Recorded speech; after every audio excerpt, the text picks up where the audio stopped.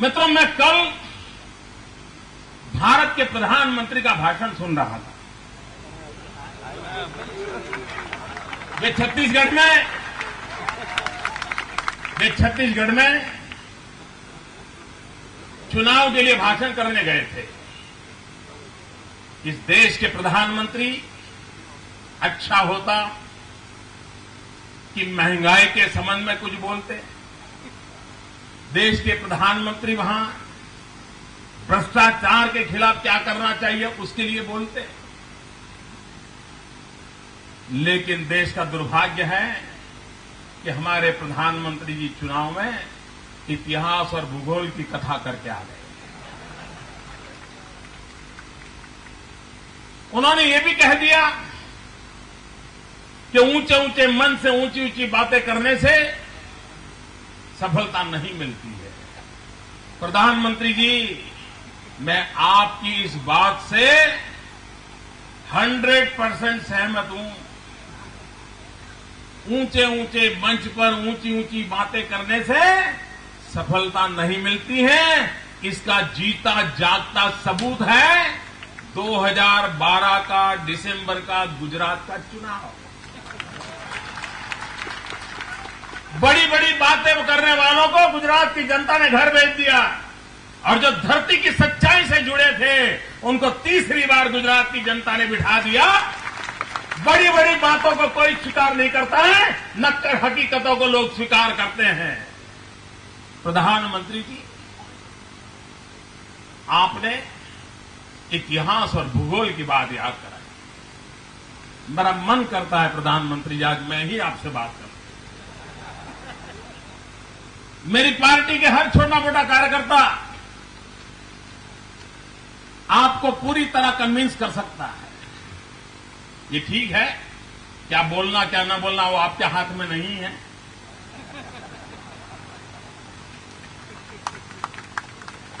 प्रधानमंत्री जी, मैं आपसे पूछना चाहता हूं, भूगोल किसने बदली है? प्रधानमंत्री जी, ये देश जानना चाहता है भूगोल किसने बदली है। प्रधानमंत्री जी, देश जानना चाहता है आपका जिस गांव में जन्म हुआ था वो गांव कभी हिंदुस्तान हुआ करता था। आज आपका खुद का गांव हिंदुस्तान नहीं है। ये भूगोल किसने बदली? प्रधानमंत्री जी, देश जानना चाहता है भूगोल किसने बदली। इस देश के टुकड़े किसने किए? हिंदुस्तान को दो हिस्सों में बांट देने का पाप कांग्रेस पार्टी ने किया है। और आप हमें कहते हो हम भूगोल बदल रहे हैं।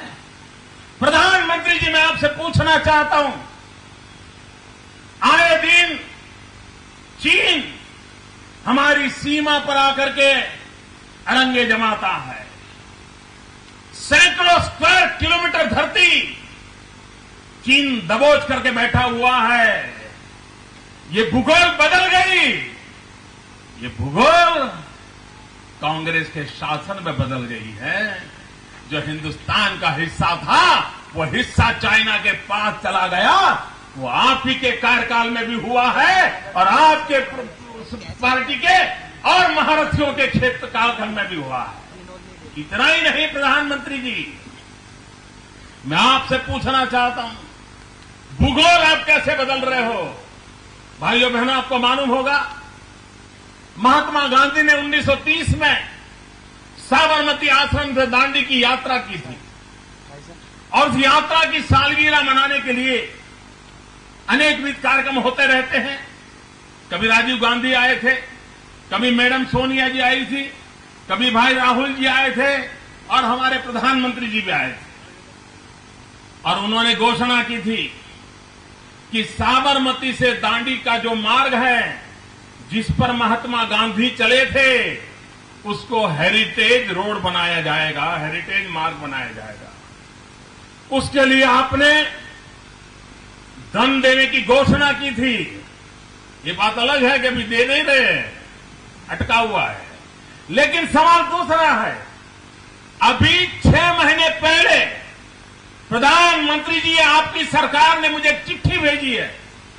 उस चिट्ठी में आपने लिखा है कि महात्मा गांधी जिस रास्ते से चले थे उस रास्ते को हेरिटेज मार्ग बजाने के बजाय 30 किलोमीटर थोड़ा इधर की ओर ले जाएं तो सुविधा रहेगी। मुझे बताइए भाई, ये महात्मा गांधी की दांडी यात्रा की भूगोल कौन बदल रहा है? आपने गांधी को तो छोड़ दिया, अब गांधी के मार्ग को भी बदल रहे हो।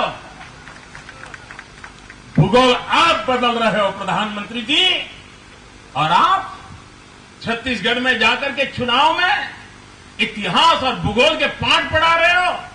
प्रधानमंत्री जी, मैं आपसे पूछना चाहता हूं, इतिहास की भी बात हो जाए आज। प्रधानमंत्री जी, हम आपका सम्मान करते हैं, आपकी विद्वत्ता का सम्मान करते हैं, आपकी उम्र का हम आदर करते हैं, आपके पद की गरिमा का भी आदर करते हैं, लेकिन सत्य कहना हमारी मजबूरी हो जाती है और उसके कारण हमें बोलना पड़ता है। वो अगर आपको चुभ जाता है तो मैं पहले से आपसे क्षमा मांग करके मेरी बात बताना चाहता हूं। प्रधानमंत्री जी, 1857 का स्वतंत्र संग्राम हुआ, 1857 का स्वतंत्र संग्राम, इस देश का हिंदू और मुसलमान कंधे से कंधा मिला करके 1857 का स्वतंत्र संग्राम लड़ा था और अंग्रेजों के दांत खट्टे कर दिए थे। ये आपकी सरकार है, आपकी विचारधारा है कि आप उसे स्वतंत्र संग्राम कहने को तैयार नहीं हो। आज भी आप पाठ्य पुस्तकों में उसे बगावत कहते हो। अपने देश के लिए इस देश के लोग मर मिटे, उसको अगर बगावत कहते हो तो इतिहास के साथ खिलवाड़ कौन करता है प्रधानमंत्री? ये स्वतंत्र संग्राम था, लक्षावधि लोगों ने जान की बाजी लगा दी थी और आपने उसे बगावत कहा है। वो स्वतंत्र संग्राम था और उस समय जो शहीद हुए वो हमारे साथ, हमारे लिए गौरवपूर्ण शहादत है। प्रधानमंत्री जी, मैं पूछना चाहता हूं, आप इतिहास भुला देने में किसका का काम है? हिंदुस्तान को इतिहास भुला देने का काम किसने किया है? देश जानना चाहता है। इस देश के आजादी के सैनिक अंडमान निकोबार के सेल्युलर जेल में रहते थे, अनेकों ने अपना जीवन दे दिया था। उत्तर दक्षिण पूर्व पश्चिम हिंदुस्तान के हर कोने से थे, हर जात पात के थे, हर बिरादरी के थे, हर संप्रदाय के थे। भारत माता को जंजीरों की बेड़ियों से निकालने के लिए वो अंडमान निकोबार की जेल में गुजारा करते थे। क्या प्रधानमंत्री जी, अंडमान निकोबार की जेल, सेल्युलर जेल, उस जेल के अंदर जिंदगी काटने वाले लोग, ये हमारे इतिहास पुरुष नहीं है क्या? इतिहास में उनका स्थान होना चाहिए, नहीं होना चाहिए? एक परिवार की भलाई के लिए हिंदुस्तान आजाद होने के बावजूद भी उन नामों को हिंदुस्तान की नई पीढ़ी तक पहुंचने में आप लोगों ने रुकावट डाली हुई है। और जब अटल जी की सरकार बनी, मोरारजी भाई जब प्रधानमंत्री थे, अटल जी विदेश मंत्री थे, तो पहली बार अंडमान निकोबार के सेल्युलर जेल को राष्ट्रीय स्मारक बनाया गया। इतना ही नहीं, आप ही की सरकार के एक मंत्री मनमोहन सिंह जी, आपकी सरकार के एक मंत्री अंडमान निकोबार गए थे और वहां जिन महापुरुषों ने जीवन खपा दिया था, उनके नाम का जो बोर्ड था उसको उखाड़ के फेंक दिया। देश के लिए मरने वालों के लिए यह आपका व्यवहार, यह इतिहास को नोचने का पाप किसने किया है? प्रधानमंत्री जी, आप इतिहास को याद करते हैं, मैं भी आपसे पूछना चाहता हूं। इतना ही नहीं प्रधानमंत्री जी, बाबा साहब आंबेडकर का योगदान कौन नकार सकता है? भारत को संविधान दिया, दलित मां की कुख से पैदा हुए इस महापुरुष ने देश के लिए क्या नहीं किया? सरदार वल्लभ भाई पटेल हिंदुस्तान को एकता से जोड़ा, आपने इतिहास में उनके साथ क्या किया? एक परिवार की वाहवाही करने के लिए आपने क्या किया? मित्रों, आपको जानकर के हैरानी होगी, नेहरू जी जीवित थे, जीते जी उनको भारत रत्न मिला था। इंदिरा गांधी जीवित थी, जीते जी उनको भारत रत्न मिला था। राजीव गांधी, उनका हत्या हुई उसी वर्ष उनको भारत रत्न मिला। लेकिन डॉक्टर बाबा साहब आंबेडकर को भारत रत्न मृत्यु के 45 साल के बाद दिया गया। 35 साल के बाद दिया गया, 35 साल के बाद, और वो भी दूसरी सरकारें जब आने तब शुरू हुआ। सरदार पटेल, इतना बड़ा उनका योगदान था, लेकिन सरदार साहब को भारत रत्न राजीव गांधी के बाद उनकी मृत्यु के 41 साल के बाद दिया गया। क्या इतिहास के साथ खिलवाड़ है कि नहीं? इतिहास के साथ खिलवाड़ का काम किसने किया है? प्रधानमंत्री जी, मेरी गुजरात की मिट्टी के सपूत डॉक्टर श्यामा प्रसाद मुखर्जी विद्वान थे। विवेकानंद जी उनके साथ वार्ता करते थे, स्वामी दयानंद सरस्वती उनसे वार्ता करते थे, लोकमान्य तिलक उनका मार्गदर्शन में संपर्क बनाए रखते थे, और लंदन में अंग्रेजों के नाक के नीचे इस गुजरात के सपूत ने इंडिया हाउस का निर्माण किया था। और मदन लाल धिंगरा ने कर्नल वायली को मारने का काम उस इंडिया हाउस में किया था। हिंदुस्तान में क्रांतिकारियों के वो गुरु माने जाते थे। उन्होंने 1930 में उनकी मृत्यु हुई, और मरते समय उन्होंने की इच्छा व्यक्त की थी कि मेरे अस्थि जो है उसको संभाल के रखा जाए, लेकिन देश जब आजाद हो तब मेरे अस्थि आजाद हिंदुस्तान में ले जाएं, ताकि मैं जो आजाद भारत की सांस लेना चाहता था, जीते जी नहीं ले पाया, लेकिन मेरे मरने के बाद मेरे अस्थि को आजाद हिंदुस्तान की हवा का रुख का पता चले, इसलिए ये मेरे अस्थि संभाल के रखे जाए, देश आजाद होने के बाद उसे ले जाया जाए। 1930 से वो अस्थि जिनेवा के स्मशान में रखे गए थे, वहां की सरकार ने रखे थे। 1947 देश आजाद होने के बाद पंडित नेहरू का पहला काम था कि कोई प्रतिनिधि को भेज करके देश के लिए जीने मरने वाले डॉक्टर श्यामा प्रसाद मुखर्जी के उस अस्थि को हिंदुस्तान ला देते। नहीं किया, 2003 तक नहीं किया। भाइयों बहनों, 1930 में मृत्यु हुई, 73 साल तक, और आजादी के 50 साल के बाद भी वो अस्थि इंतजार कर रहे थे कि हिंदुस्तान का कोई लाल आएगा, ये मेरे अस्थि हिंदुस्तान ले जाएगा और आजाद भारत की हवा का मुझे अनुभव कराएगा। ये काम प्रधानमंत्री जी आपकी पार्टी ने नहीं किया, इतिहास को दबोचने का प्रयास हुआ। भाइयों बहनों, ये मेरा सद्भाग्य था, ये मेरा सद्भाग्य। 2003 में मैं गया जिनेवा, डॉक्टर श्यामा प्रसाद मुखर्जी, भारत की आजादी के लड़ने वाले क्रांतिकारियों के गुरु, उनके अस्थि में खुद कंधे पर उठा करके ले आया, और आज कच्छ के मांडवी में उनके गांव में इंडिया हाउस बना करके उनका स्मारक हमने खड़ा किया है। इतिहास का गौरव कैसे होता है, इतिहास का सम्मान कैसे होता है, इसके ढेर सारे उदाहरण हमारे पास है। प्रधानमंत्री जी, इतिहास कौन बदल रहा है, भूगोल कौन बदल रहा है? हिंदुस्तान का हर बच्चा आने वाले समय में इतिहास को जानने वाला है। यहां मैं किसी को पूछूं, आपने चाभेकर बंधु का नाम सुना है? किसी को पता नहीं होगा। 3 भाई देश की आजादी के लिए बलि चढ़ गए थे, हिंदुस्तान के इतिहास में नामो निशान नहीं है। लाल बाल पाल भुला दिए गए। हिंदुस्तान के अनेक महापुरुषों को एक परिवार की भक्ति में लीन कांग्रेस ने पूरे इतिहास को खोखला कर दिया है। और इसलिए प्रधानमंत्री जी, आप पिछले दिनों जब गुजरात आए थे, आपने सरदार पटेल की बात कही और मैंने आपको कहा था, हमारे लिए कौन किस पार्टी से जुड़ा हुआ है इससे हमारा ताल्लुकात नहीं है। कौन किस धर्म में पैदा हुआ है, इससे हमारा ताल्लुकात नहीं है। वो भारत मां का संतान है। अगर भारत मां के जिया है तो वो किसी भी दल का क्यों न हो, किसी भी संप्रदाय का क्यों न हो, हमारे लिए वो श्रद्धेय है, आदरणीय है। ये हमारे संस्कार है। हम विरासत को बांटते नहीं है, हम विरासत को बांटने के पक्ष में नहीं है। ये विरासत साझी है। मैं पूछना चाहता हूं प्रधानमंत्री जी, अबुल कलाम आजाद हिंदुस्तान में आधुनिक शिक्षा की उन्होंने नींव डाली थी।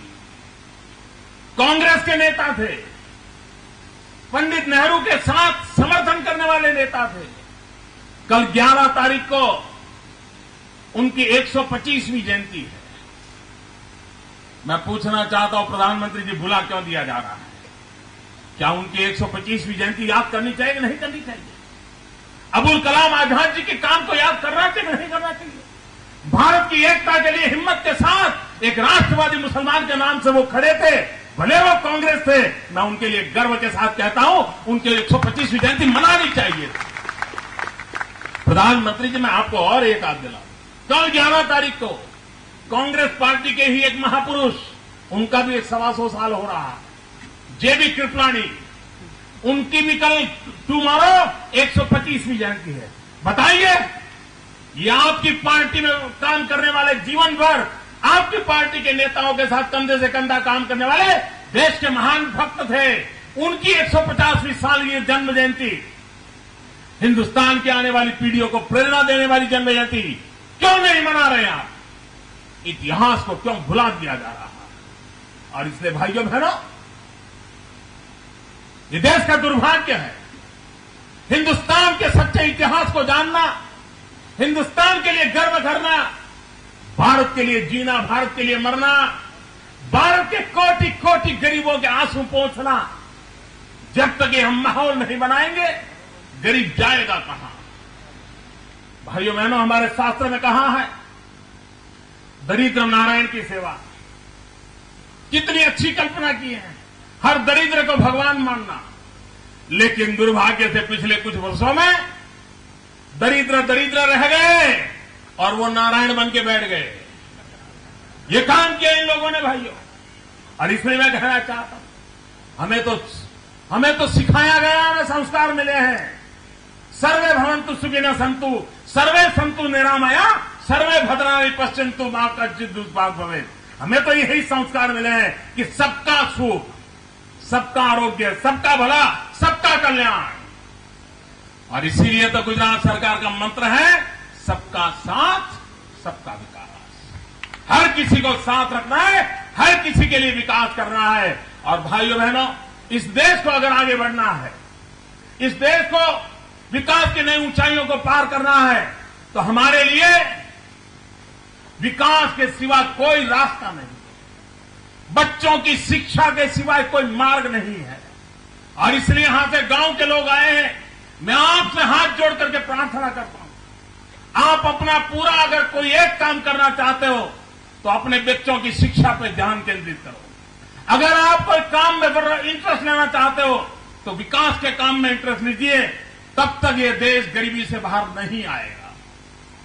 गुजरात ने मंत्र लिया है शिक्षा का, विकास का, उसी मंत्र को लेकर के हम आगे बढ़े। मैं फिर एक बार भाई श्री अब्दुल रशीद के परिवार को, उनके सभी मित्र परिवार को, विदेश से आए हुए सभी मेहमानों को अंतःकरण पूर्वक अभिनंदन करता हूं कि एक बहुत अच्छा काम शुरू किया है सरकार की तरफ से। जब भी जो आवश्यकता होगी हमेशा आपको उपलब्ध रहेगी, और इस सेवा का काम और अधिक अच्छे ढंग से आप आगे बढ़ाएं, यही मेरी आपको शुभकामनाएं हैं। बहुत बहुत अभिनंदन, बहुत बहुत धन्यवाद। भारत माता की जय। जय जय गरीब गुजरात। बहुत बहुत धन्यवाद माननीय मुख्यमंत्री श्री आपका। और पूरी मुस्लिम समाज की ओर से आपको एक और दुआ है, संदेशा है कि गुजरात के विकास की रोशनी पूरे विश्व में जगमगा रही है। अल्लाह अज़्वजल से दुआ है मोदी जी के नेतृत्व में हिंदुस्तान का अंधेरा दूर हो। इसी दुआ के साथ मित्र, बोलते बोलते एक शब्द में धारा प्रवाह बोल रहा था, जहां मुझे श्यामजी कृष्ण वर्मा बोलना था, बीच बीच में मैं श्यामा प्रसाद मुखर्जी बोल दिया था। तो मैं इस क्षति के लिए क्षमा चाहता हूं। मैं कहना चाहता था श्यामजी कृष्ण वर्मा, जो गुजरात में कच्छ में मांडवी में पैदा हुए थे और उन्होंने क्रांति गुरु के नाते काम